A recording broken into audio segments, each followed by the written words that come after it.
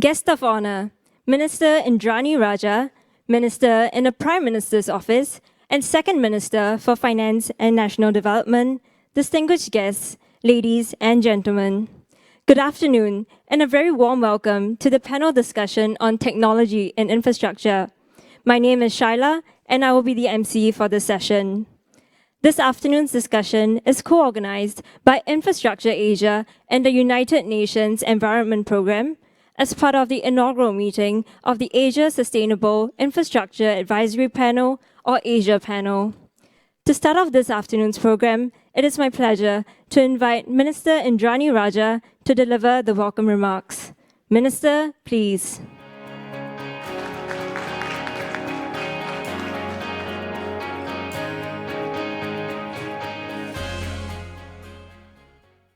Asia Panel members, distinguished speakers, ladies and gentlemen, a very warm welcome to the Asia Sustainable Infrastructure Advisory, or Asia Panel discussion. Earlier today, we kick-started the Asia Panel meeting with a discussion on the future of infrastructure. We emphasized the need to embrace technology and innovative financing solutions to support Asia's growth areas. This afternoon's theme is technology in infrastructure, technology to drive sustainable infrastructure.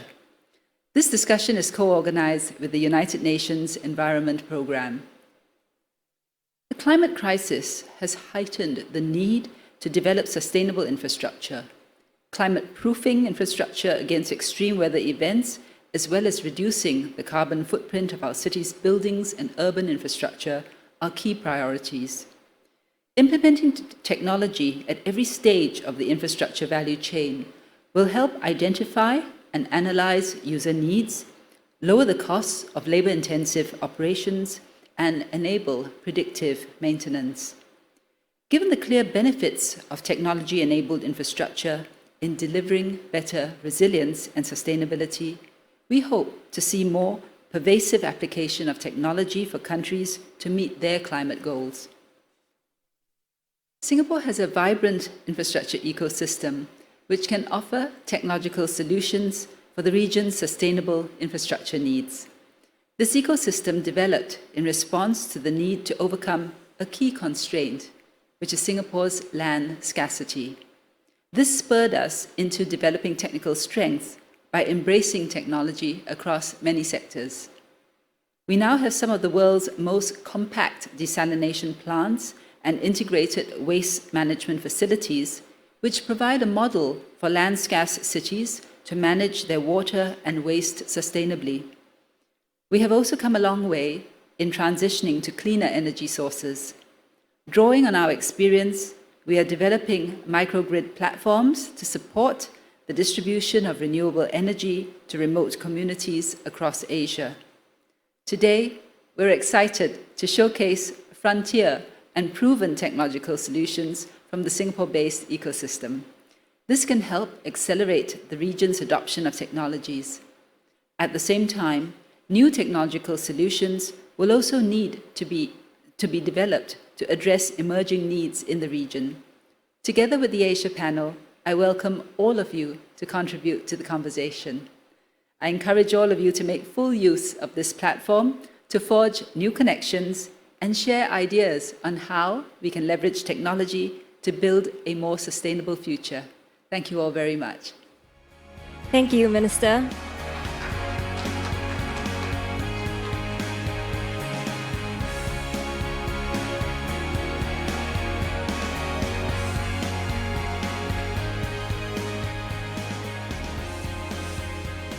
I would now like to invite Mr. Seth Tan, Executive Director of Infrastructure Asia, to deliver the introductory remarks. Mr. Tan, please.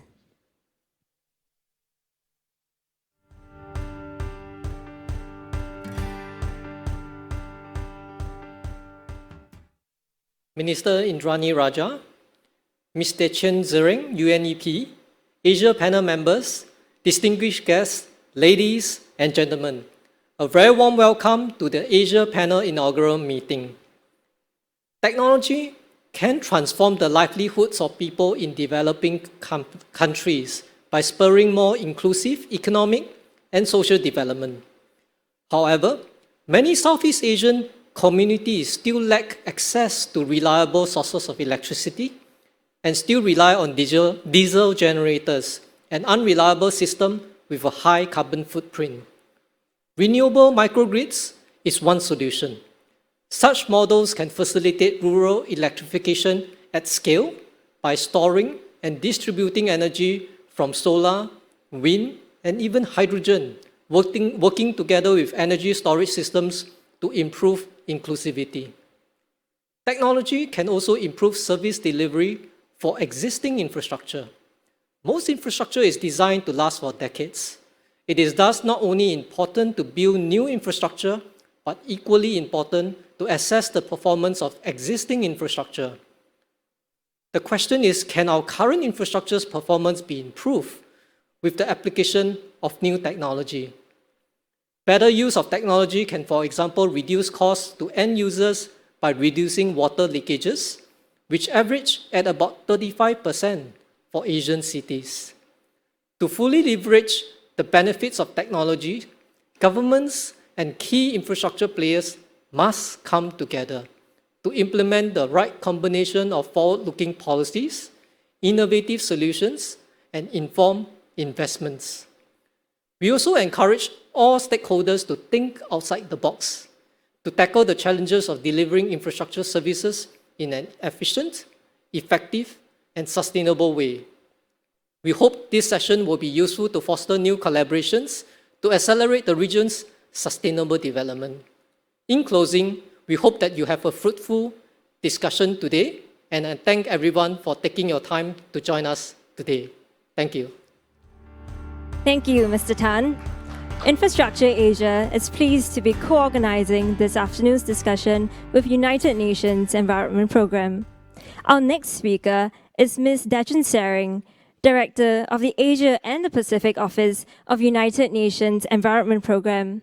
Ms. Sering will deliver the opening remarks. Ms. Sering, please. Thank you. Your Excellency, Ms. Indranee Rajah, Mr. Seth Tan, Asia panel members, Excellencies, colleagues, ladies and gentlemen. It is a great pleasure to be with you to welcome you to the session on technology in infrastructure, focusing on technology to drive sustainable infrastructure, and as a platform to share the latest thinking, best practices, insights, and opportunities. The United Nations Environment Programme Emission Gap Report highlighted the urgent need to enhance ambition and to accelerate action to bridge emission gaps, set global emissions on a credible path to keep the temperature goal of the Paris Agreement achievable. Unconditional nationally determined contributions and announced pledges will lower emissions in 2030 by 7.5 degrees centigrade. We need 4 times higher ambition to get on a track to 2 degrees centigrade, 7 times higher to get on a track to 1.5 degrees centigrade. In the revised NDCs, countries highlighted the need to scale up research and development, as well as technology innovation and transfer in areas related to infrastructure, energy efficiency, urban planning, transportation, and industry. They emphasized the importance of engaging stakeholders in technology planning and implementation to ensure viability of technology solutions and to secure institutional and social support essential in scaling them. Member states adopted a resolution on sustainable infrastructure at the 4th session of the UN Environment Assembly. As part of implementing this resolution, earlier this year, Sustainable Infrastructure Partnership focused on establishing guiding principles and working with partners to promote and adopt these principles. Specifically with Infrastructure Asia, UNEP has recently collaborated to organize regional capacity building courses to incorporate sustainability into early stages of infrastructure planning. We've co-hosted a high-level dialogue with the Asian Infrastructure Investment Bank on integrated approaches to sustainable infrastructure. investment, and very recently co-authored a blog with Infrastructure Asia titled, Can Emerging Asia Attain Development Goals Sooner Through Greater Technology Adoption in Infrastructure? UNEP stands committed to continue this valuable partnership with Infrastructure Asia and to work with countries and other stakeholders in scaling up ambition and action in this vital task. I wish you a very fruitful discussion today, and thank you very much for your kind attention. Thank you, Ms. Saring. We are pleased that Infrastructure Asia and United Nations Environment Programme have enjoyed close collaboration. The article that InfraAsia and UNEP recently co-authored has been published on the Infrastructure Asia website. We would like to invite everyone to read the article to find out more about the multifaceted role of technology in delivering infrastructure services. Our next speaker is Mr. Rowan Palmer, Program Management Officer and Lead of the Sustainable Infrastructure Investment Team at United Nations Environment Programme. Mr. Palmer will deliver a presentation on integrated approaches to sustainable infrastructure. Mr. Palmer, please. Thank you very much. Good morning, good evening, good afternoon to everybody. The purpose of my presentation today is to provide a bit of background and context by introducing the idea of integrated approaches to sustainable infrastructure and the role that technology plays in these approaches. The entry point for us is the Sustainable Development Goals. Our partners at UNOPS have analyzed the influence of infrastructure on the SDGs at the target level and found that infrastructure is linked to 92% of the 169 targets across all 17 of the goals. And so this tells us that infrastructure is absolutely central to the SDGs. We know that we need it to deliver services that are essential for human and economic development. And at the same time, we know that historically, infrastructure development has had significant negative impacts on the environment and actually continues to do so. And this is undermining the achievement of certain SDGs. And so the challenge is to ensure we have the infrastructure to deliver the services we need while reducing the impacts on the environment. Next slide, please. At the international level, the importance of infrastructure for the SDGs has been recognized by all UN member states. At the 4th UN Environment Assembly in 2019, they passed a resolution on sustainable infrastructure that, among other things, asked UNEP and our partners to help support member states in implementing sustainable infrastructure as a means of working towards the SDGs. Next slide, please. Since then, UNEP's been working to implement this resolution through our Sustainable Infrastructure Partnership, which is a network of organizations, including our partners in today's event, Infrastructure Asia, network that's working together on 3 shared goals. The first is simply to raise awareness about the importance of sustainable infrastructure for the SDGs and the Paris Agreement. The second is to develop and share normative and technical guidance for the application of integrated approaches to sustainable infrastructure. And the third is to help strengthen the technical and institutional capacity of developing countries to adopt these kind of approaches. And the SIP partners have been working on a number of different activities, but at the center of it all are the international good practice principles for sustainable infrastructure. Next slide, please.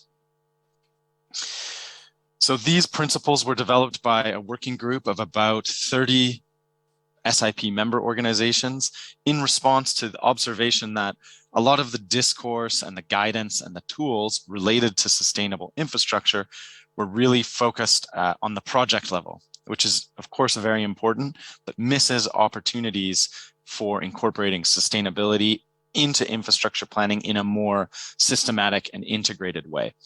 So the international good practice principles are 10 principles designed to help policymakers take needs-based, systems-level, integrated approaches to planning and delivering sustainable infrastructure. And I'll explain more what I mean by that in a minute. These principles apply to the whole life cycle from strategic planning through to design, construction, operations, all the way through to decommissioning, but there is a strong focus on the enabling policy environment and on the planning phases that occur upstream of the project level. Next slide, please. Here you can see the 10 principles that are covered in a lot more detail in the report that's available online. I don't have time to go into each of them today, but I would like to explain the 3 key ideas that underlie these principles, and I mentioned them in my last slide. Next slide, please. So the first idea is this idea of needs-based approaches. And by this we mean infrastructure planning that uses data to understand the need for services and then considers how to meet those needs most effectively and sustainably using all available options. And very importantly, these could include alternatives to building new gray infrastructure. So things like managing demand, rehabilitating or upgrading existing infrastructure, or investing in natural infrastructure, among other things. The second key idea is the idea of systems level interventions as opposed to project level interventions. So here, we have an emphasis on incorporating sustainability into the enabling environment, into the strategic planning and project prioritization phases of the infrastructure lifecycle. And the idea here is to consider sustainability as early as possible when the most options are still politically, economically, and technically feasible. And the idea that if you're only starting to think about sustainability in the context of a specific project, you've already narrowed down options for incorporating sustainability into the process. Next slide, please. And then the third aspect is this idea of integration. So the image you can see here is a visualization of the interlinkages between different SDG targets in Bangladesh, but really you could do this for any country and it would look similar. The point is that since we know infrastructure is linked to 92% of the SDG targets, this image gives us an idea of the complexity of the interlinkages between different infrastructure systems and the different types of development outcomes they can have. And so integrated approaches recognize this complexity by trying to consider infrastructure systems as integrated parts of a larger system. So thinking about the interlinkages between infrastructure in different sectors, in different locations, and throughout the entire life cycle. Very importantly, this considers nature as infrastructure. So accounting for the services that nature provides and also for how natural infrastructure systems interact with built infrastructure systems. It also means considering the environmental, social, and economic aspects of sustainability and how they relate to each other. And we can see here in the image that there are numerous links between the environmental outcomes and the socioeconomic outcomes of infrastructure development. And it also means understanding the positive and negative impacts of infrastructure development at the aggregate level. So not just looking at impacts from any particular project, but how it works together with all the other infrastructure. And so at the end of the day, these types of approaches can lead to infrastructure that's better aligned with users' needs, that's more resilient to risk and flexible in its service delivery, infrastructure that better balances the social, environmental, and economic outcomes, and in the end just represents a better investment of the money. And of course, technology plays a major role in all of this. Next slide, please. So at the most basic level, infrastructure is technology, whether it's simple technology like a road or more complex technology like a power grid or new technology like solar PV cells or digital technology. Decisions about what technology we use are an inherent part of decisions about what infrastructure to build. And these decisions have major consequences in terms of sustainability. First, we have direct impacts from the use of infrastructure itself. So for example, the kind of technology that we choose to use for transportation infrastructure or for electricity generation, all has varying impacts in terms of carbon or impacts on nature and other things. But we also need to consider more indirect impacts that stem from the economic and social activities and behaviors that different types of technology enable. So, for example, as we saw, particularly at the beginning of the COVID pandemic, in many countries, the availability of digital infrastructure and internet access has allowed telecommuting to replace physical commuting. And this has had positive impacts on the environment where this has happened. And this is expected to continue to some degree post-pandemic. It's also important to consider the social impacts of technology. So technology can help in providing more inclusive access to services. For example, decentralized renewable energy systems can provide more reliable access to electricity for communities that may currently be dependent on unreliable sources like diesel generators, for example. And access to the internet can also help safeguard livelihoods and also provide access to other kinds of services, healthcare services, for example. And the point here isn't that it's always the newest or the latest technology that is the best, but rather considering what is the most effective and appropriate technology to meet the service needs in a sustainable and reliable way. Next slide, please. Looking at it from a different angle, technology is also important because it can be applied to other infrastructure to increase sustainability. And here we see some examples like using permeable pavements on roads and other surfaces for water management, using energy efficient light bulbs for reducing environmental footprints of building and housing, or the use of alternative, more sustainable building and construction materials is another example. But I think probably the one that gets the most attention these days is the use of digital technology for improving the sustainability of infrastructure systems. And of course, there's many different applications of this type of technology. It can be used for infrastructure planning purposes. I talked about needs-based approaches, and digital technology is an important tool for collecting and using the data that we need to help understand these service needs. Technology like computer models also help us manage and understand complexity and risks during planning processes. Digital technology can also be used during operations to help increase the efficiency of service delivery. We hear a lot about the use of smart meters in various sectors, and an example from the energy sector is smart meters being used to match energy supply with demand in real time on decentralized power grids, and this increases the sustainability of those systems. And then digital infrastructure also has an important role for monitoring the performance of infrastructure systems so that we can manage it accordingly. Next slide, please. Of course, there are all kinds of challenges associated with technology and infrastructure.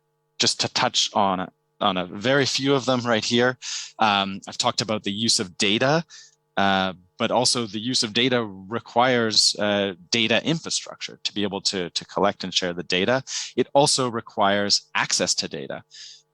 We know that we need to be more effective as a global community in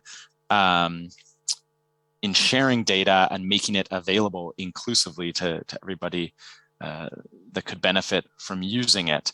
There are also issues of access to other types of technology. And here, international cooperation is really important to help facilitate technology transfer and also to build the technical and institutional skills and capacity to be able to use different types of technology. There's also an issue related to financing. The question of how to pay for infrastructure obviously applies more broadly than just the topic of technology, but I think it's especially relevant when we're talking about technology because in many cases, the best or most appropriate and sustainable technology may have higher upfront costs, in particular if we're talking about new technology. And here the role of the private sector is also of particular importance. And this takes me to the last slide. So next slide, please. So we know that right now we're continuing to build unsustainable infrastructure. In the context of the COVID recovery, at the political level, seems to be widespread agreement on the need for a green recovery and building back better. But we know from the Global Recovery Observatory at the University of Oxford, where they're tracking recovery spending, that so far only 22% of recovery spending has been dedicated to green initiatives. And so the question is, why is this still happening when we seem to have widespread commitment to a more green recovery? The lack of financing is often given as a reason, and of course is an important one, but it cannot be the whole explanation. There's also a lack of technical and institutional capacity to plan and prepare sustainable infrastructure projects for investment. And when it comes to infrastructure technology, many countries don't have access to what they need. And so UNEP is working with partners really to help bridge this gap. We're looking into establishing a platform for bringing together the technical expertise and financing partners to support countries that want to develop sustainable infrastructure partnership.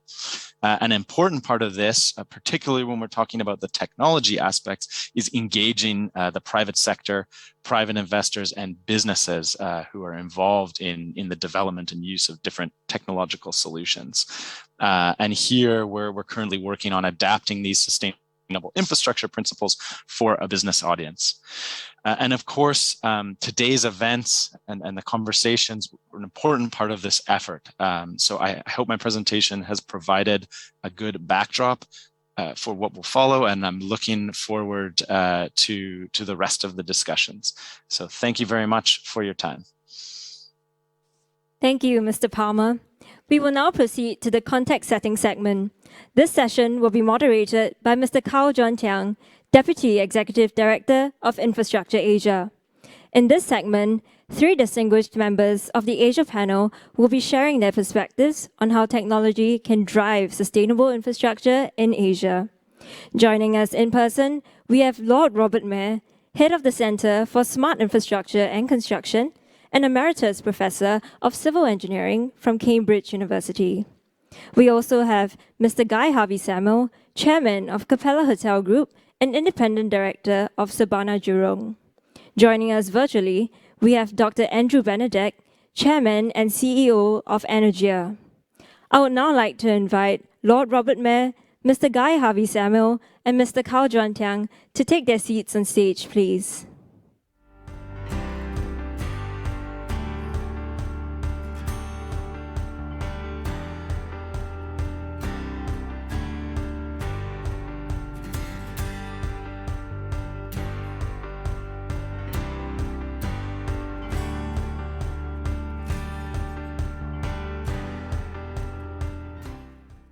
Mr. Kao, the floor is yours. Thank you, Shaila. Very good afternoon to all of you. It's great to see so many old friends at the hybrid studio here today. A very good afternoon to all the virtual audience that is dialing in to join us in this discussion. Technology is revolutionizing every aspect of infrastructure, and it's changing the way infrastructure is designed, developed, delivered, and also operated. We see an acceleration of this in the past 18 months amidst the global COVID situation. I remember one of my conversations recently with a Singapore-based developers. This developer operates plant around Asia. And in order for them to do inspection of the plant, they will have to take about 3 to 4 days for them to travel to the location to inspect the plant. It takes them 3 to 4 days. And amidst the COVID situation, they are constrained because there's no traveling that's allowed. So a lot of innovation had to come into place. And I think recently what they have done is really through using a monitoring equipment, video conferencing system, as well as real-time transmission over to this data over to Singapore. They are able to do a plant inspection in 3 to 4 hours. And this allowed them actually to do 2 plant inspections per day instead of the one plant every 3 to 4 days. In the years ahead, the importance of technology to be a key enabler for the development of infrastructure that is sustainable, I think will only increase. I'm very glad to have our Asia panel members here today who will set the context for this afternoon's discussion. So first, may I invite Dr. Andrew Benedek to set the discussion. Andrew, please. Thank you, Seth. I would first like to admit that I am really very concerned about climate change.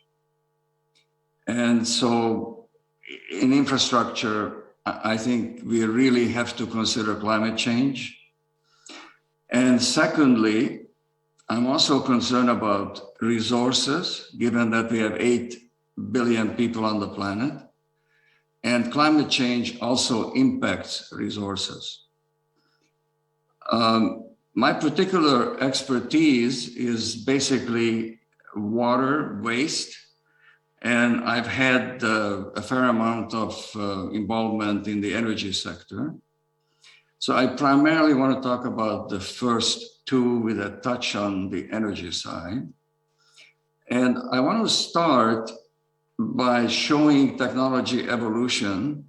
That would be my first slide from through history. And the initial slide shows a very simple situation. As soon as the very first towns were built, sewers were installed.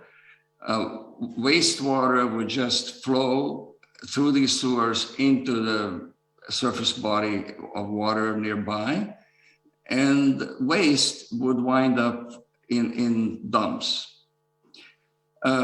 This has not changed much for 4,000 years, and only in the last century, we have gradually begun to first treat wastewater so it would not it would not impact on the surface water in odors and so on. And then we started fixing landfills so that they would not leach water into the neighborhood. But it's been literally only the last 30, 40 years when we started to be concerned with the environment. And as we became concerned with the environment, next slide, we started to develop different solutions. In particular, in Singapore, we have gone around the turn of the century into reclaiming water. This has been a strategic issue for Singapore. Singapore did not invent the technology for this, but they were literally the first country on the planet that has implemented on big scale in a systematic manner water recycle.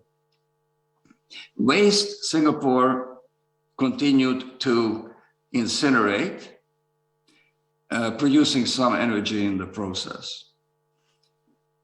More recently, Singapore has embarked on a very interesting project, which will be a key model for the world and in particular Asia, where there is a realization that the waste systems for water and waste can be complementary. Next slide, please. So this is the IWMF water reclamation plant in Tuas that most of you know about. What is unique about this is that it involves taking some of the organic waste out of the solid waste and putting it into the wastewater plant, to the WRP. And this in turn creates enough energy to run that plant. This also recycles resources, the relatively easily recyclable materials. However, even in this plant, we are going to do some incineration of the residues, both from the wastewater plant and from the waste plant. Ultimately, what we need to drive for in this era of limited resources and carbon issues, we need to drive toward a total recycle of our resources. And I'm going to show you one plant, next slide. This is a plant in California that has just been built. It is the first plant in the world where nothing gets wasted. Everything that comes into that plant, wastewater and waste, becomes a product, either energy, water, or a fertilizer. The technologies used in this process are not dramatically new. They're refinements of existing technologies, which is really the key to getting infrastructure implemented. There is so much technology around. I'll come back to this point in a minute. I just have one more slide on some of the things that could be translated from this experience to the Asian region. I believe that the Asian countries need a lot of the technologies and know-how that has been developed in Singapore, although the way they'll get translated will not be like Singapore. Singapore is a very large city and has the resources to implement large-scale projects. In many cases, it is more cost-effective to create regional projects, regional hubs, and these need to be done probably in a more efficient manner than they've ever done it before because of limited costs, and can be done using technology. For example, collecting and separating waste will be a difficult challenge. They can easily be collected together and separated using technology at the waste plant, and so on. Maybe the most important thing I'd like to talk about is how do we create change? How do you create change in technological change in infrastructure? There are two elements. First, you have to have the technology. You have to develop the technology. But this doesn't solve anything. The issue is implementing the technology and implementing it at scale. Most developed countries are very good in supporting technology development, but not so good at the implementation side. The implementation side first requires a demonstration of the technology that can be used as a model and can provide some safety for people wanting to use it. And then it requires incentives or penalties or compliance requirements that essentially pushes the change in the direction of lower footprint and lower resource use. Singapore has managed to do a lot of what I just talked about because it has a national system, both in water and in waste. So it could implement under the government direction, the strategic changes in technology that were needed. Singapore has done this in waste, has done this in water, and has done this in buildings. And all of these three areas are vital in human infrastructure and should be exportable to the region. What is really great about Singapore, that it also has first-rate engineering companies located in Singapore so that they can export the know-how. And it also has very strong financial people that can finance appropriate projects to help the region. So that would be one way where Singapore can help the region, but there is another way the region can help Singapore. So if you look at the situation in Singapore, the one thing we're short of is land, which the surrounding countries have a lot more. And for renewable energy, whether it is solar, wind, or renewable natural gas, or even hydrogen using solar cells, this needs a lot of land. But Singapore, again, has the financial and the technical know-how to set up such plants. And perhaps the regions around Singapore can help Singapore become more renewable through projects in their lands and, of course, themselves as well. So all in all, I just want to finish by saying that what we need to do in infrastructure is vital to the survival of human civilization. And I'm very grateful to be associated with Singapore for a long time, because I see Singapore setting the trend for the planet. And hopefully we can continue to go there together. Thank you very much. Thank you, Andrew, for sharing your views, but also for the very kind words that you have put in for Singapore. And I agree. I think we need to look at really a system approach, really from design as well as through to implementation. I think that's critical. So next, may I invite Lord Robert Mayor to set the context for this afternoon's discussion. Lord Mayor, please.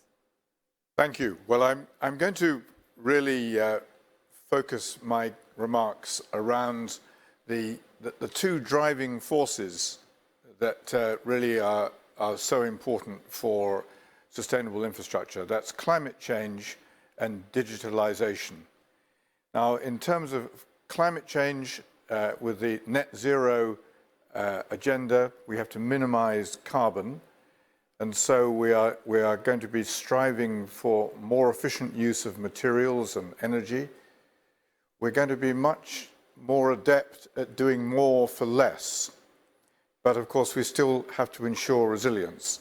By doing more for less, I mean that there are really new ways of using sensor technologies, which I'll come to actually achieve a lot more infrastructure, but actually for less, spending less on it. In other words, doing it in a more economic way. And what I'm going to focus on is exploiting the latest digital and sensing technologies to optimize our new construction, and very importantly, also using it for our existing infrastructure. And digitalization is really all around data sources, and the data sources for our future infrastructure. So next slide, please. So this is quite a busy slide, illustrating the huge variety of data sources that we have at our disposal. And I'm really just going to focus on two of these four groups. The top right is all around remote sensing. So there are now phenomenal developments which have huge advantages for infrastructure. One of them is around satellite data. So we can now use satellite data to monitor a great deal about what is going on with our infrastructure.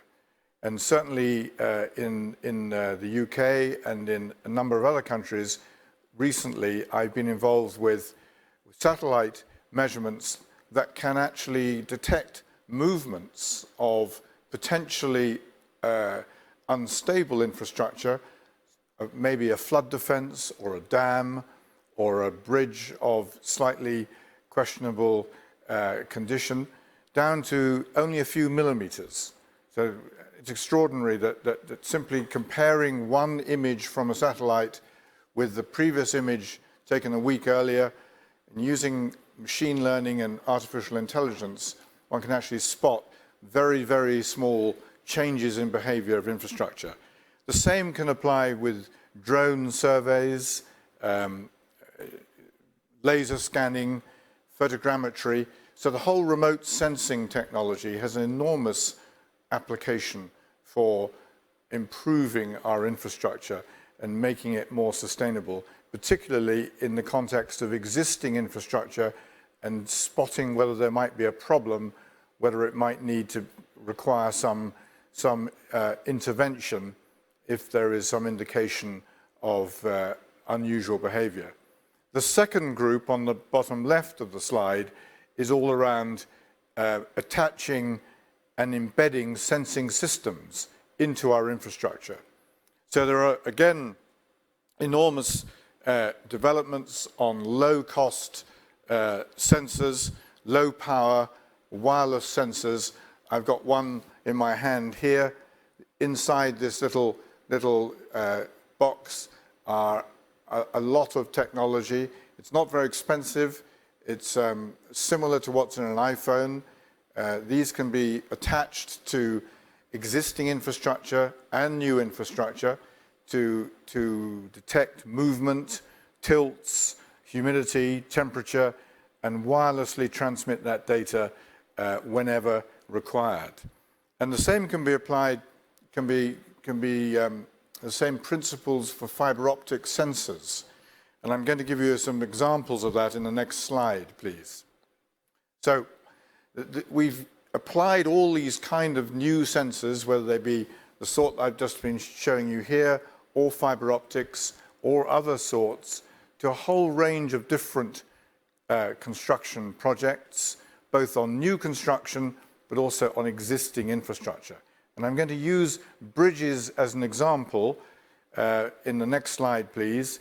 But this could well be flood defenses, buildings, power stations, you name it. It can be all kinds of infrastructure. What we're looking at here is a new bridge, and in that bridge, it's been fully instrumented with fiber optics. And fiber optics are very cheap. It's simply just the same glass fiber that's used for communications.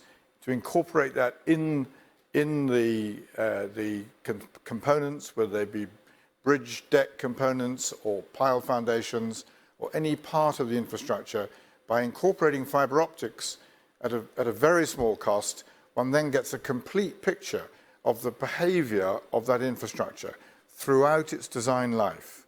And it can be, again, checked at regular intervals, and machine learning kind of artificial intelligence technologies used to alert of any problems that might be occurring.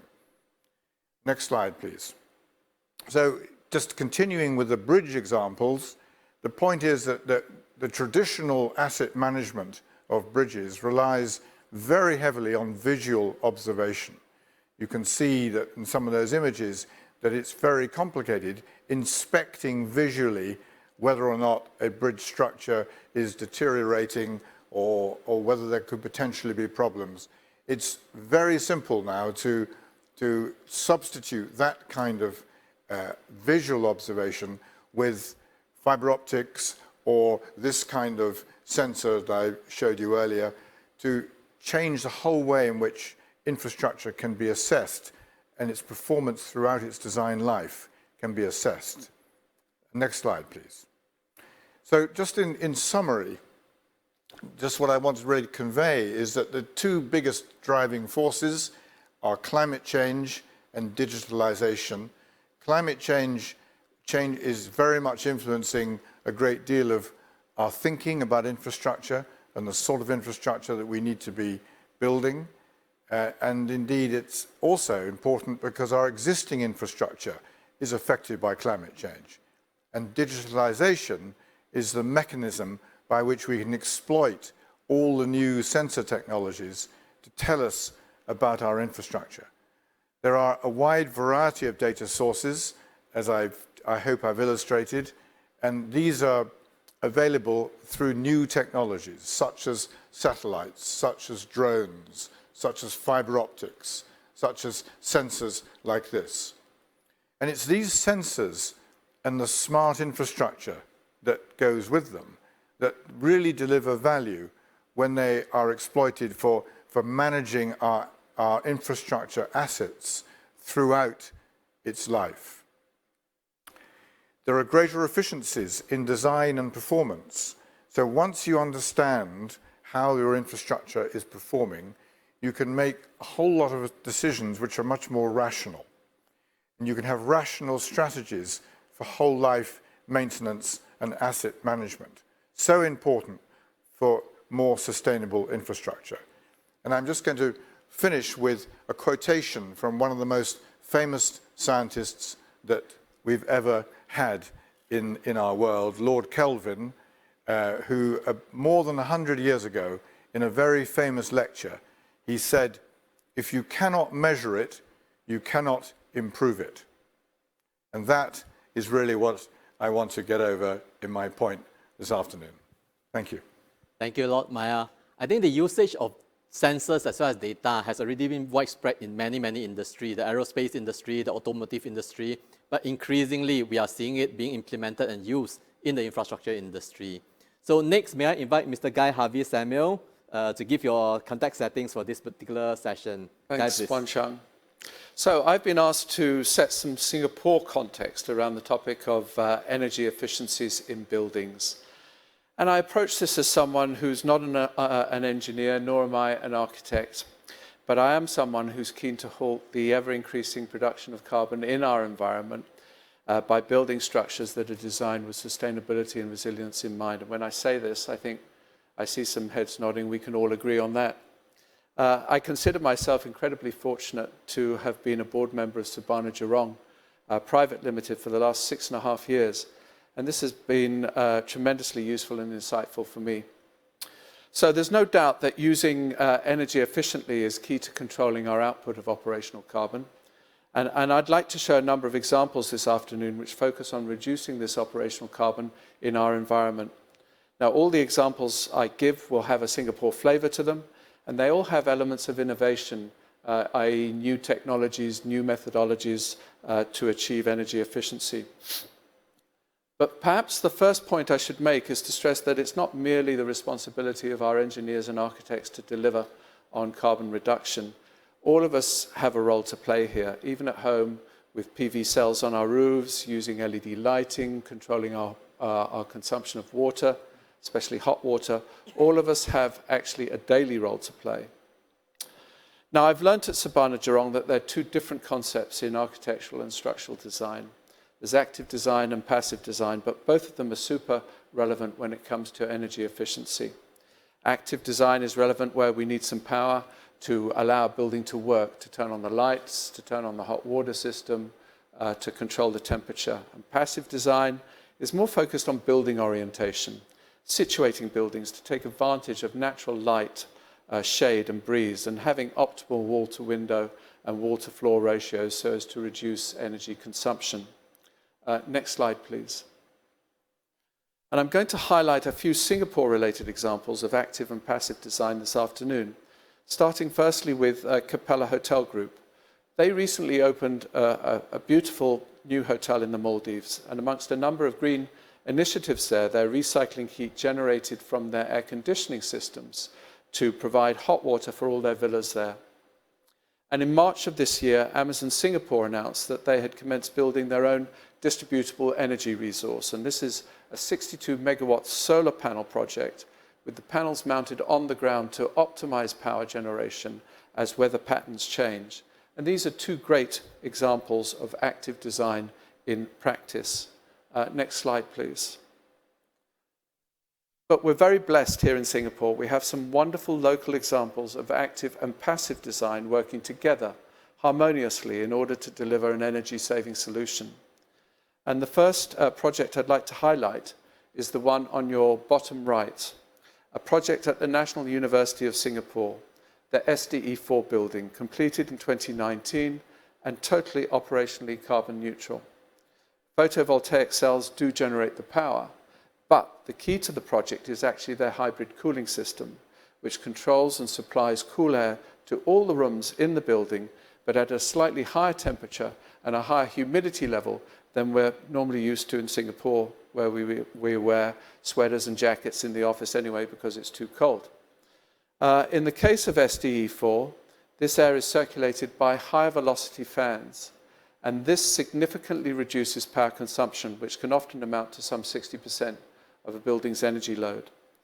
Now, double facades on the east and west sides of the building, combined with a large overhanging roof for shade, and since the building is quite porous and shallow in design, breezes can run through, allowing everyone to stay relatively cool. Now, Sabana Jurong itself has won a BCA Green Mark Platinum Award and Super Low Energy certification for its design and construction of its new campus building in Jurong, and that's the one on the top right. Completion has been slightly delayed as a result of COVID, but when the project is completed, they'll enjoy a 44% reduction in energy consumption compared to a similar-sized legacy building. The building includes wonderful features such as rain gardens and bioswales to enhance water sustenance, and the design of the terraces all around the building provide plenty of shade for those indoors.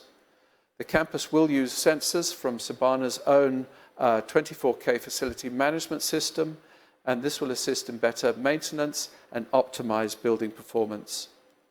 Photovoltaic technology will be used and will provide some 340 megawatt hours of power of renewable energy annually. And then my last example of active and passive design working in harmony is the Port of Singapore Authority Livable City project. And this is another Green Mark Platinum Award winner. And again, PSA will use considerably less energy going forward, some 37% less actually. And this is achieved by a combination of photovoltaic renewable energy, smart technology, sensors to adjust lighting, shading, and temperature, and the architectural design of the building, which because of its positioning and its external facade contributes to less energy consumption. This is the one on the left that you can see there. So I finished by suggesting that there's no single magic solution to reducing our consumption of energy. But by using a combination of technology, such as solar and sensors, innovation in devising new cooling systems and recycling excess heat, or using nature itself to bring life and well-being to workplaces, we can make our buildings more energy efficient and pleasant to work in. Thank you. Thank you, Guy. Building is actually one of the biggest users of energy. Great to see so many implementations of energy efficiency projects in Singapore. So now I will thank you once again to all the Asia panel members, Andrew, Lord Mayor, Guy, for setting the context for this afternoon's discussion. Now I hand back over to the MC. Shaila, please. Thank you once again to the Asia panel members for setting the context for today's discussion. We will now take a short break and will continue the session at 5:05 p.m. The second half of the session will be a moderated roundtable discussion with the Asia panel members and invited key discussants. Thank you, and we will see you shortly.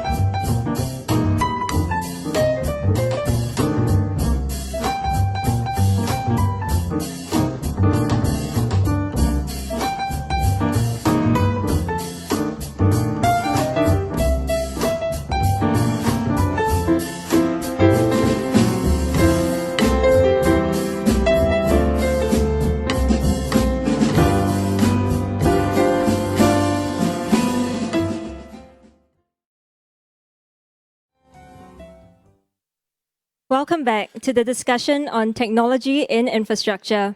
For the next segment, we will have a roundtable discussion with the Asia panel members and invited key discussants. Mr. Kao will be moderating this discussion. Mr. Kao, please. Thank you, Shaila, once again. As you hear today from the Asia panel members, technology is fundamental and will play a key role as we develop the infrastructure of the future. I'm glad that today we managed to get practitioners from the industries to join us. This roundtable will feature 9 key discussants from leading technology providers. We have invited them to share their respective organizations' work in implementing technology to drive the implementation of sustainable infrastructure. Anytime during the discussion, if anybody else wanted to make an intervention, just raise your hand and I'll get back to you. And Peter, who is dialing in virtually, you can raise your hand virtually and I'll get back to you as well. In the infrastructure space, we are seeing greater usage of data and sensors for the acquisition of data. The acquired data can provide valuable insights across the entire life cycle of infrastructure, as illustrated by Lord Mayor just now. This has the potential to increase efficiency and lower costs, such as predictive maintenance of critical infrastructure. To begin, may I first invite Mr. Manish Pant, Zone President, East Asia and Japan, Schneider Electric, to share his view on digitalization and the work that his organization is doing in this area. Manish, please. Hello. Yeah. Thanks for giving me an opportunity to be here. Schneider Electric is a company with a purpose to help our customers make the most of their energy and resources, bridging progress and sustainability for all. We are very humble that we have been voted as the #1 sustainable company in the world by Corporate Knights. What we do for ourselves is the same we do for our customers, which is to be the partner for sustainability and efficiency. And we have taken our own targets to be fully carbon neutral. I mean, in line with, as been said before in the discussion, by 2030 in our Scope 1 and Scope 2. Now, as we get on this journey of decarbonization, I would say there are 3 elements. First is we strongly believe that electricity is the cleanest form of energy, and as much of electricity we can use, it will help us go faster because we don't have time. We have to do a lot by 2030, and that's a technology. I mean, that's the cleanest form of energy, and the more we are able to switch to electricity is something which is great for infrastructure, whether it's homes, offices, transport. And within electricity, I think we have been touching about the availability of decentralization, which is there. Then we talk about digitization, which is linked to efficiency. I think what is important is as we think about electricity, we should also think of efficiency, because energy saved, I mean, megawatt is better than generating one source of energy. Now, digitalization is something which is able to bring it all together, and I think the way to drive efficiency and sustainability in infrastructure is be able to interconnect systems, and that is what digitalization helps in. And I give an example, which is what we have done in Thailand, for example, with WHA, which is an economic zone provider, which is able to integrate industrial estates, water plants, through different sensors that are coming on one platform, which is our EcoStruxure platform, and therefore are able to, monitor and control, all the energy flows that are happening across that infrastructure. The second would be linked to electricity around what happens with microgrids, or we call it the EcoStruxure grid, because today electricity is the backbone for all the infrastructure that we have been developing, including digitization. Therefore, the grid is getting complex with generation because it's moving from unidirectional flow to multidirectional flow. You have microgrids, you have solar generations, which are more local, and therefore, to make sure that the grid is resilient, we need to have the right platform that is able to bring that continuity, and Schneider is providing that. So that's something which is what we are able to do, and we are able to deploy this across the region. Just to add one more thing to it is, all this digital technology is supported together with building information management, together with digital twin, which makes us, decarbonize the whole life cycle of an infrastructure asset. And that's also what Schneider is able to provide through our software, through RIB and Aveva. So that's something that we are bringing, and we have different examples in the region. Very, very pleased to share and see how we can contribute towards this sustainable infrastructure development. Thank you. Thank you. Thank you, Manish. I think not only have you implemented for your customers, you have implemented your own HQ building in Singapore as well. So next, may I invite Mr. Eugene Sia, Managing Director of Sabana Technologies, Sabana Jurong, to share his views. Eugene, please. Right. Good afternoon, everyone, and thank you for panel members, Asia panel members, for setting the tone for us. My name is Eugene. I'm looking after smart cities, as digital, as well as sustainability and resilience in SJ. I think I got a little excited when Lord Myers was showing about this little device, because IoT sensors, I believe it's also one of the ways forward in terms of monitoring infrastructure sustainability. So I think probably I can raise 3 points that we'd like to put forward. The first one is I think we need standardization. And when I say standardization is perhaps ISO 37100, where we look at sustainable cities and infrastructure, and its whole ambit of technical references that we have there. In SJ, we are committed to infrastructure sustainability, as well as the technology associated with it, that even the SJ ASEAN, we actually sent 3 people to get certified under Infrastructure Sustainability Council, so that we understand how we can bring sustainability to infrastructure, as well underpinning it with technology. The second thing would be platforms. As what my esteemed guest has mentioned, we do need platforms to integrate all this data together, because once we have platforms to integrate, we'll be able to have the data, able to have analytics, then data-driven design, data-driven maintainability, and so on and so forth. So at SJ, we do have our own open common data environment, we call it. It's called 24K. And currently, we have about 32,000 sensors on it, and we are increasing it every month as we speak. Not only on the urban front, as what Mr. Guy has actually showed, but also in the infrastructure front, whereby we're looking at plants, pumps, and so on and so forth. We are experimenting into looking at concrete DNA, where we'll be able to put sensors inside infrastructure, horizontal, vertical, for example, to be able to know how designs, our structures operate, and then we'll be able to refine them and eliminating waste. Perhaps also promoting DFMA, design for manufacturing and assembly. But I think the last point, which I must iterate, which I really don't see it coming, is education. The ability to retool, reskill, and make sure the next generations of people coming in will be able to support whether it's sustainability or infrastructure. And there's also a need to cross-fertilize and cross-pollinate the knowledge skills, because if not, we will be having people designing in silos, which we do not want that to happen. We want people to have cross skills. For example, currently I'm sending my technology guys to understand sustainability, my building guys to understand technology, so that we'll be able to approach sustainable infrastructure or urban holistically. I think that's one of the important points, and that's moving forward and getting the next generations of people following up. And so when I look behind, I see a whole armada of ships of people coming in to support this wonderful front that you guys are actually doing. So thank you very much for inviting me down to share my points. Thank you.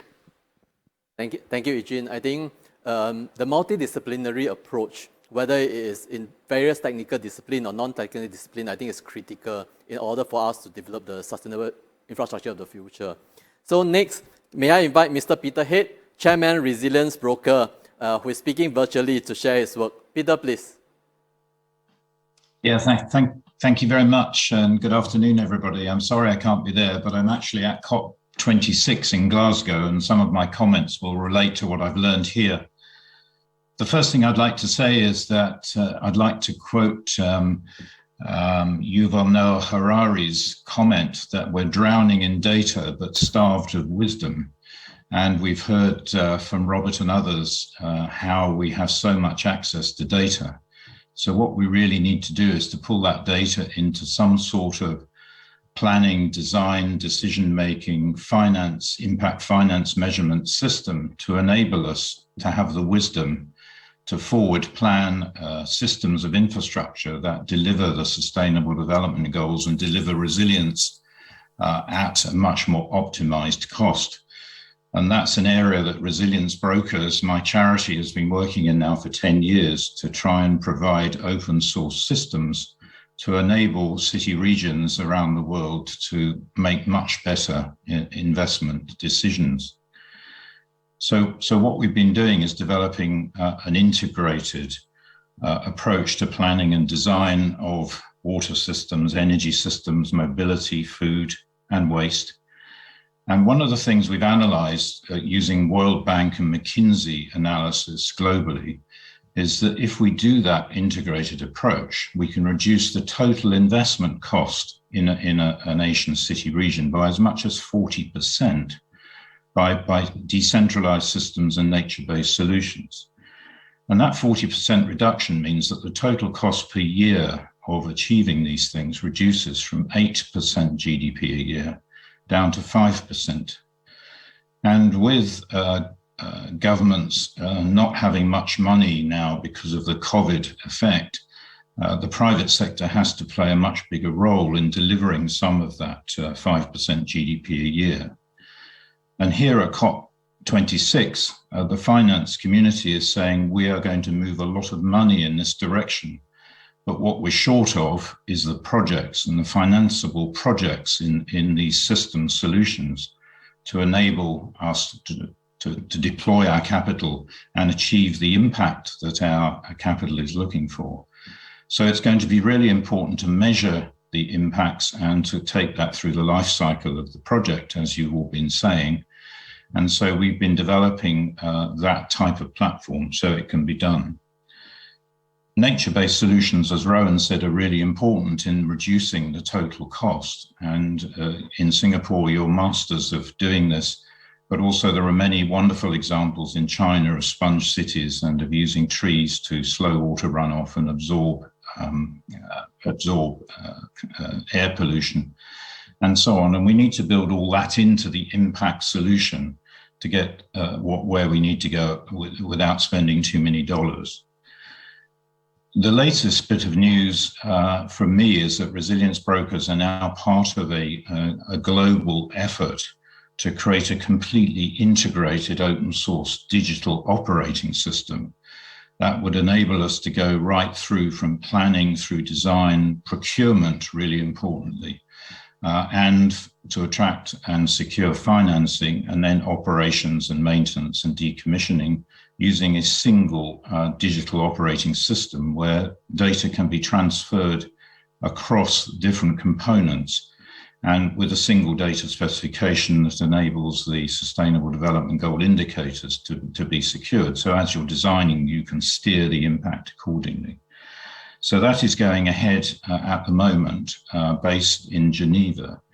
And we'd be very interested in seeing if we can support your efforts in that.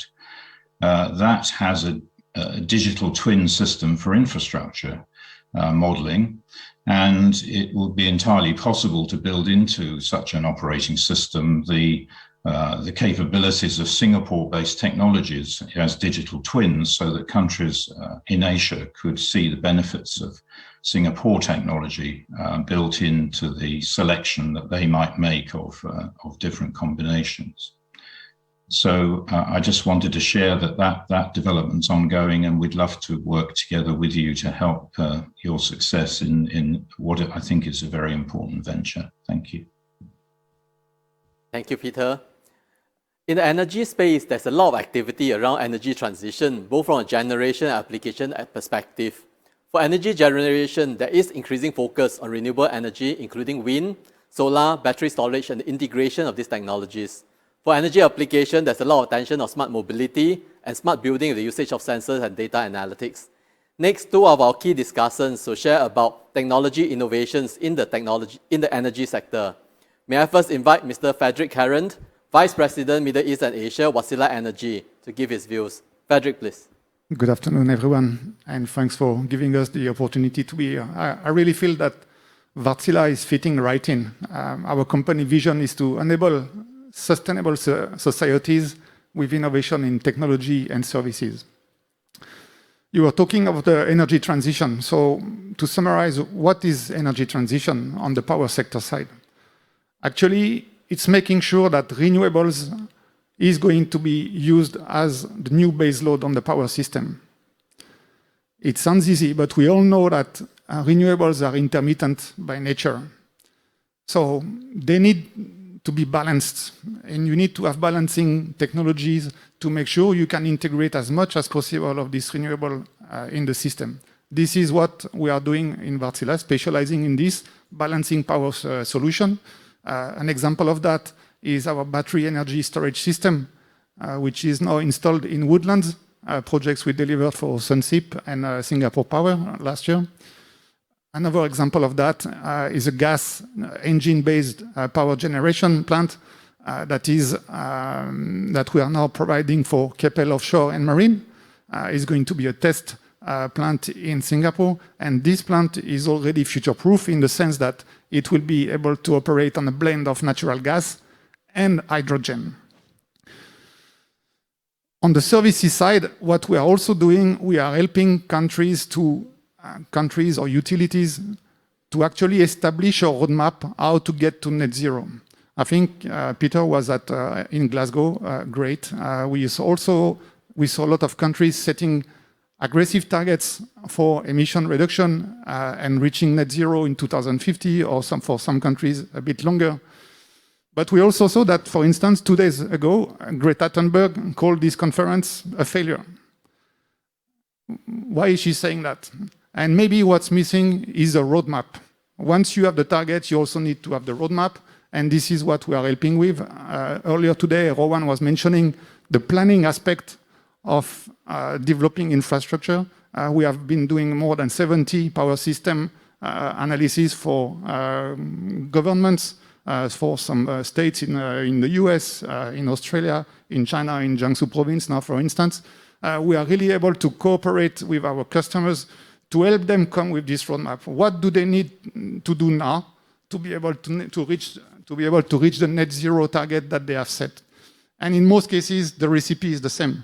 Massive introduction of renewables in the system, investment in balancing capacity, then it will be in retiring the inflexible generation, and then once there is overcapacity of renewable in the system, is to use also sustainable fuels like hydrogen, or it can be over synthetic gas.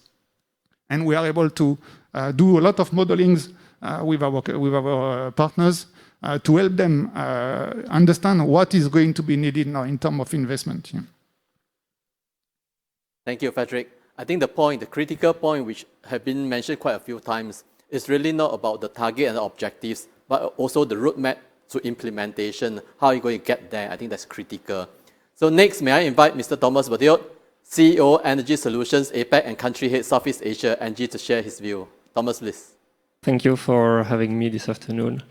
I think we are living a very interesting time where the technology that will allow us to transition or to accelerate our transition towards a carbon neutral economy is available. Not only is it mature, but it is also making the best economic sense for players who wish to welcome solar or welcome energy efficient solutions. So really, at NG, our purpose is to accelerate the energy transition towards a carbon neutral economy and to promote the adoption at scale of what we already have today by a simple value proposition towards our clients, which is consuming less energy and consuming greener energy. So we're really tackling what can be done in a short-term basis to really address the 80-20, if I can call it like that. The way we have seen potential to reach scale is really to partner with our clients. Maybe quote one partnership that works particularly well in the region with a real estate developer in the Philippines, Philinvest, We really have started very humbly with an infrastructure project a few years ago, deploying a district cooling system to equip one of their call center city next to Manila. And by doing so, we saved 40% on their energy consumption and the equivalent in CO2. We helped them make a return on the infrastructure project, make savings for the users, their call center users, and triggered really the understanding and the interest to go at scale with solutions. Fast forward, a few years later, we have 3 joint ventures in common. We're deploying solar all across their portfolio, efficient cooling all across their portfolio, digital and facilities management across their portfolio. And all of this really help reach scale, help inspire other players to do similar transformation. And it's not rocket science. It's business model innovation. And that's what we're really promoting. Of course, the next step, should we wish to reach net zero, will involve missing technological bricks. We will need some efficient storage solutions to cope with intermittency of renewable. We will need probably hydrogen in the picture, etc., etc. But we're trying to really focus on those 2 aspects. What can be done at scale, very short term, very quickly by working in innovative business model and investing maybe in the more mid-term, long-term perspective on the missing technological brick that will allow net zero. Thank you. Thank you. Thank you, Thomas. I'll take a pause here for a moment to see whether the Asia members will have any immediate reaction. But before that, I also just like to check. I was just saying that if anybody want to make an intervention, you can just raise up your hand. If so, now anybody would like to raise up their hand, I would let you speak for a while. Guy? I'm fascinated by the next challenge for me is BESS, building it out on a larger scale and really proving it, because I think if we can conquer that, then the whole renewable energy challenge becomes a lot easier. And so I was fascinated to hear your comments today. And I also agree that there needs to be a roadmap, and I'm sure that all the demonstrations that we saw in Glasgow after COP were related to exactly that frustration, that there was a lot of talk, but where's the beef? So, yeah, thank you for those comments. Thank you, Guy. Lot? Well, I've got a number of comments, but perhaps the one I thought was most significant came from Eugene. Eugene's here, when you talked about, it was music to my ears, of course, when you talked about embedding sensors in the structures that you are designing and commissioning in order to refine the designs. And that really is the big point, that if you're making these measurements, you can then refine the designs, so the next one you're doing could be 20% smaller or less thick. And that's got obviously huge importance in terms of more sustainable infrastructure. By putting those sensors into the things that you're designing and then having constructed, measuring the performance, you can then say the next one can be 20% leaner, and you can do that with confidence because you're making the right measurements. I think that's brilliant. Thank you a lot, Mia. And Andrew? I just want to comment that I really appreciated Peter's comments on smaller scale, more efficient developments. And I think this is what the ASEAN region needs. And what is interesting is that all our technologies now can be scaled down and you don't lose much efficiency and you're able to control them. For example, membranes in water or wastewater treatment are somewhat like computer chips. You can put them anywhere, you can control them remotely, and instead of building major infrastructure including trunk sewers that are super costly, but 80% of the cost of a water system are the connections.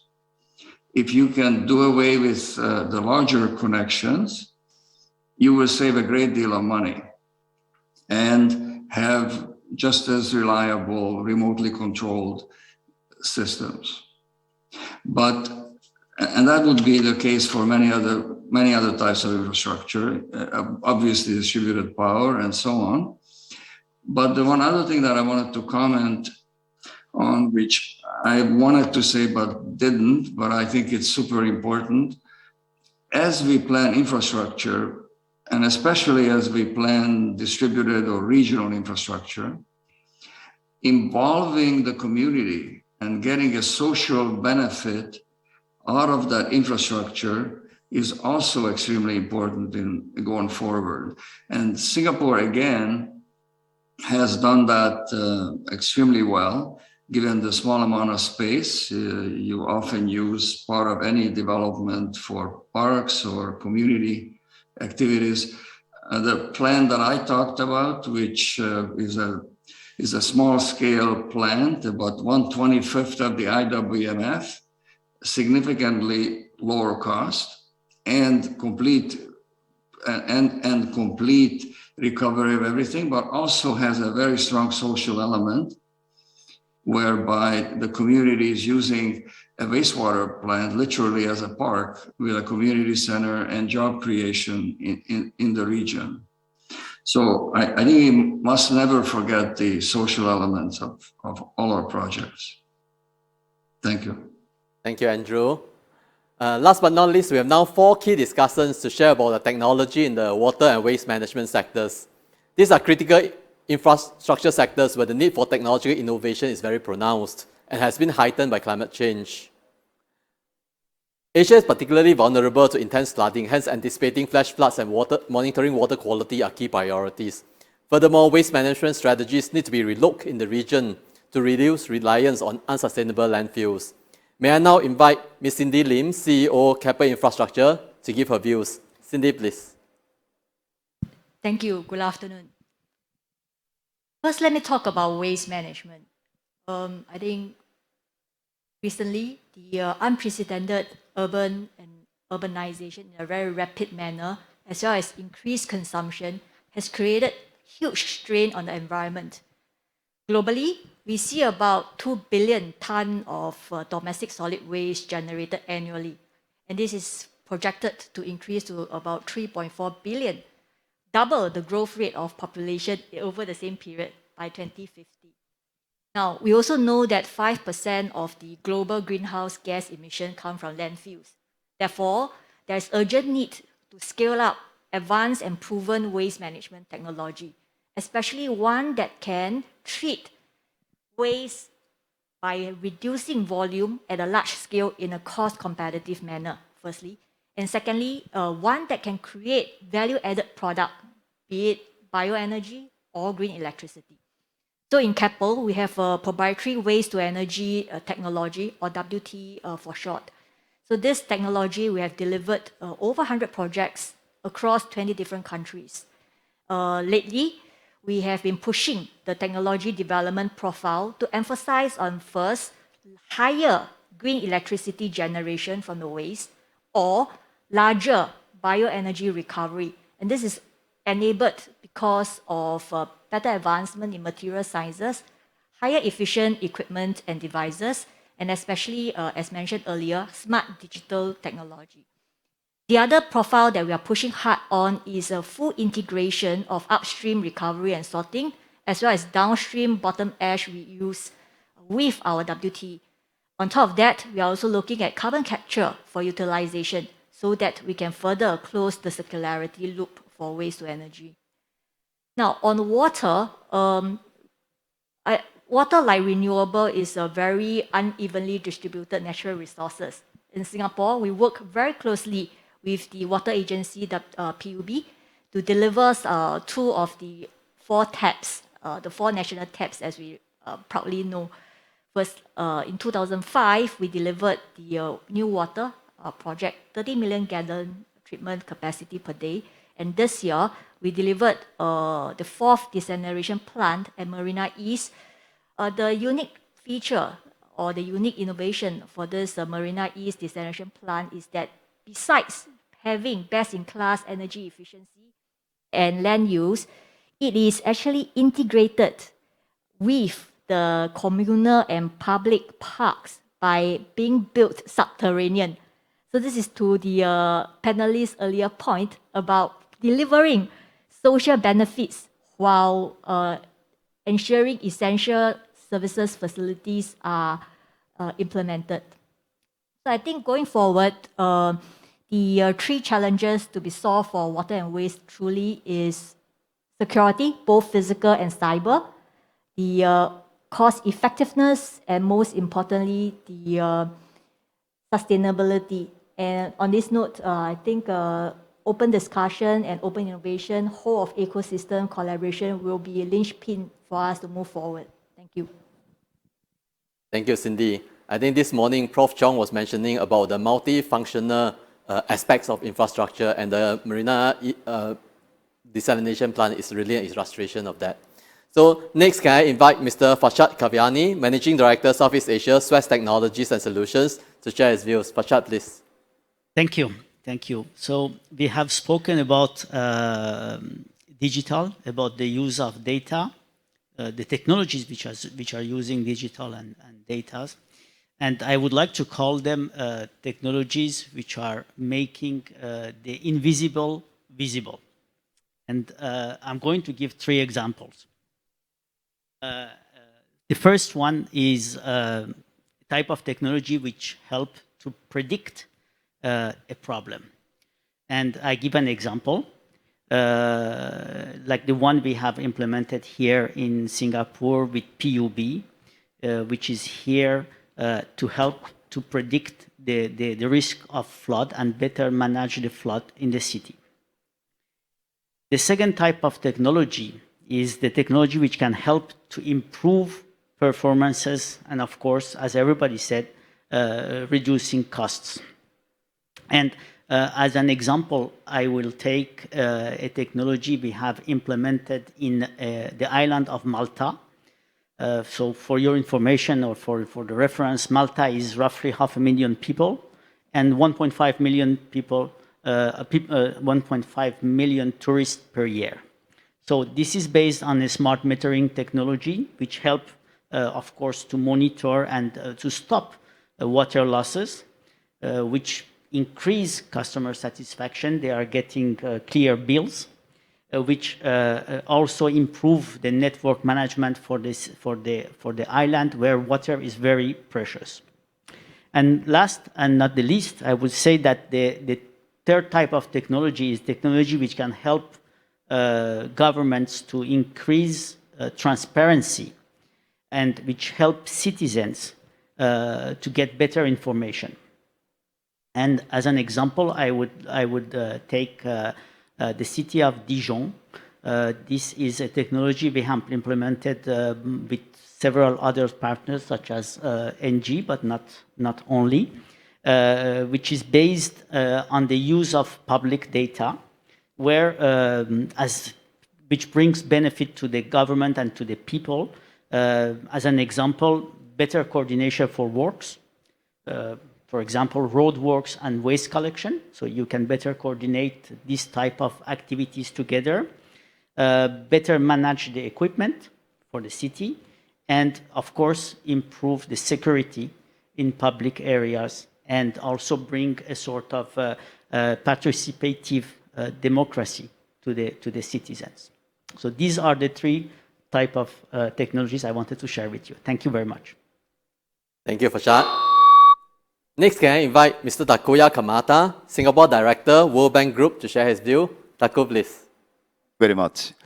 From World Bank point of view, I think I can share a bit of observation on the taxonomy of the technological innovation we observe in the emerging economies. So in the water space, we are talking about maybe water supply, utility operations, as well as broader water resource management aspect, irrigation, and so on. In the utility side, the aspect of supply, demand, and the circular part. On the demand side, I think we are seeing more application of digital data technology in the changing consumer behaviors, encouraging more efficient use of water. Like some of the utilities are pointing at certain consumers, you are the most efficient water user in the entire condominium, something like that. So this is very encouraging. On the supply side, the biggest gold mine, water utility aspect, our Suez colleagues know best, is unaccounted water leakage, basically. So we see more application of robotics, remote sensing, so they can really heads on and really reducing those huge losses. So this is a big, big encouragement. On the broader use of water in the irrigation, the much larger industrial usage, on the probably the usage side, the technology like drip irrigation, so on, that's something everybody knows, but it's spreading much broader in the emerging economies. On the supply side, there are two aspects. One is the groundwater usage. In many South Asian countries, many farmers use groundwater for irrigation. They used to rely on diesel and fossil fuels. Now they are shifting towards solar and other more sustainable energy sources. So that's a huge, huge contribution to the climate actually mitigation aspects. Finally, I think the watershed management, how to make sure that water resources are protected, related to the forestry management, land management, as well as to the probably livestock and many, many behavioral aspects of industries. Here comes is a huge, huge technological advancement. The machine learning, big data, and adapting climate change trends and so on, how to protect watershed, combining all the resources and technologies. That is a huge, huge potential.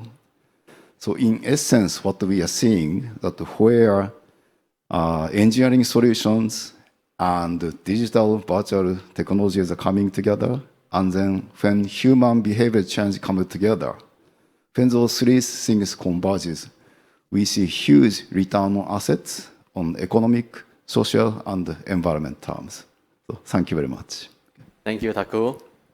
Next, can I invite Mr. Koh Chap Kiong, CEO, Singapore and Southeast Asia, Sembcorp Industry, to share his views. Chap Kiong, please. Thank you. Thank you, and thank you for inviting me. Good evening to all. At Sembcorp, sustainability is our business. We are involved in energy, we are involved in water, and we are also involved in waste treatment as well. I would like to take the meeting back in time to maybe 26 years, just as a case study. We did Jurong Island centralized utilities. When the Jurong Island was first built 26 years ago, we actually look at system-level thinking and integrated approach to design the infrastructure for Jurong Island. I will give you some examples how we do that, and the carbon savings, the water recovery, and also the waste recovery has been achieved, and a big achievement because of this integrated approach and also system thinking. First off, when we were looking at the power energy sector in the Jurong Island, we actually designed cogeneration plant instead of boilers or instead of CCGT. And with cogeneration plant, we actually have 15% less carbon emission producing electricity versus a typical CCGT, and about close to 20% carbon savings producing steam as compared to boilers.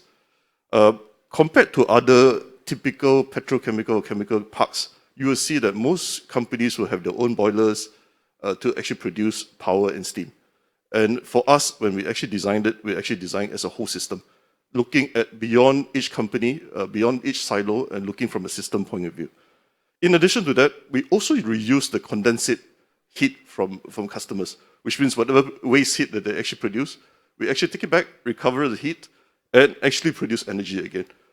In addition to that, we instead of cooling water where we usually use mechanical chiller, we actually adopted, together with NTU and in China, University of Jiao Tong, to actually have an absorption chiller that uses seawater. And with this seawater, we use the waste heat from the customer, producing the cooling chilled water back to the customers. So they actually reduce using electricity. Besides power, I also want to talk about wastewater as well. Instead, again, for customers building their own wastewater treatment plants, we actually built a centralized wastewater where we actually treat all the wastewater from the customers, reuse it, and actually push it back for usage. I would claim that we are the first one before PUB coined new water. Jurong Island has been using recyclable water long time before new water was actually formed. In addition to that, we also do waste collection, and we collect our waste, bring it back to Jurong Island. We actually change it to steam energy and actually sell it to the customers. We actually reduce that part about 10% of the country's waste in the form of steam. In all, for year 2020, for example, we achieved 337,000 of a carbon equivalent reduction, which is about 91,000 cars off the road, just from an energy reduction emission point of view.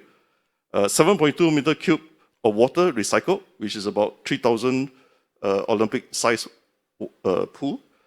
And we also have about 273,000 tons of waste actually recovered through the collection and actually produce steam. So actually, if you look at from a system point of view, if you think from a broader system, if you look at the integrated approach, all the sustainable infrastructure that we talk about can be achieved. And that was 26 years ago, before we even have such sustainable forum talking about sustainability. Going forward, I think we can actually do more for Jurong Island because it's an energy-intensive region. We will be looking at other things like green hydrogen. We'll be looking at carbon capture to see how we can actually reduce the carbon in Jurong Island. Thank you. Thank you, Chap Chiong. I think it's true. A system approach to local infrastructure development, I think, is critical. So once again, thank you very much for all the key discussants for contributing your views. Maybe now, can I get back to the Asia panel members to see whether there are some final thoughts on all the feedback that the discussants have given?